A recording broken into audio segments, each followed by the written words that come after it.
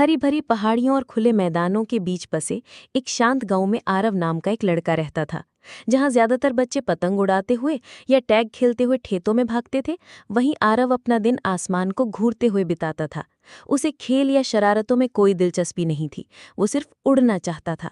हर दिन स्कूल के बाद वो घास पर लेट जाता, अपनी बाहें पंखों की तरह फैलाए और पक्षियों को नीले आसमान में सहजता से उड़ते हुए देखता।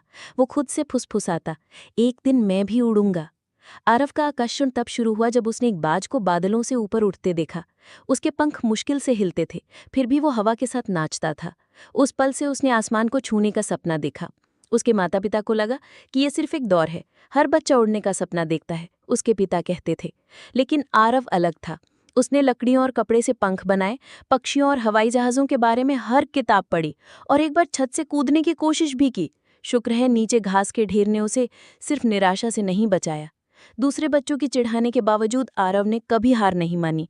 एक दिन उसे गांव के कबाड़ खाने में एक पुरानी साइकिल मिली। अंकल दया नामक एक दयालु बूढ़े मैकेनिक की मदद से उसने इसे पैडल से चलने वाली उड़ने वाली मशीन में बदल दिया। वे हर शाम तारों के नीचे काम करते थे, प्रोपेलर जोड़ते, पंखों को एडजस्ट करते, संतुलन की जांच करते। ये सही नहीं था, लेकिन ये उसका था। परीक्षण उड़ान का दिन आ गया। गांव के लोग आधे उत्सुक आधे खुश होकर इकट्ठा हुए। आरव ने अपने अजीबोगरीब यंत्र को एक छोटी पहाड़ी की चोटी पर पहुंचाया। उसका दिल धड़क रहा था, उसके हाथ कांप रहे थे, लेकिन उसकी आंखें उम्मीद से चमक रही थीं। क्या तुम सच में जानते हो बेटा? अंकल दया ने पूछा। आरव ने सिर हिलाया। मैंने पूरी जिंदगी इसका इंतजार किया है। उसने जोर से पैडल चलाया। हवा उसके कानों के पास से गुजर रही थी, पहिए घास से टकराए, फिर अचानक सन्नाटा छा गया। मशीन ऊपर उठी, बस कुछ फीट, बस कुछ सेकंड के लिए, लेकिन वो हवा में था। भीड़ ने चौंक कर कहा, अपने जीवन में पहली बार आरव आसमान की ओर नहीं देख रहा था, वो आसमान में था। मशीन ने दम तोड़ा और धीरे से जंगली फूलों के एक टुकड़े में गिर गई। आरव हंसते हुए लुढ़क गया, उसका चेहरा खुशी से चमक रहा था। मैंने कर दिखाया, मैं उड़ गया। गांव के लोग जो पहले संदेह में थे, अब ताली बजाकर खुशी मना रहे थे।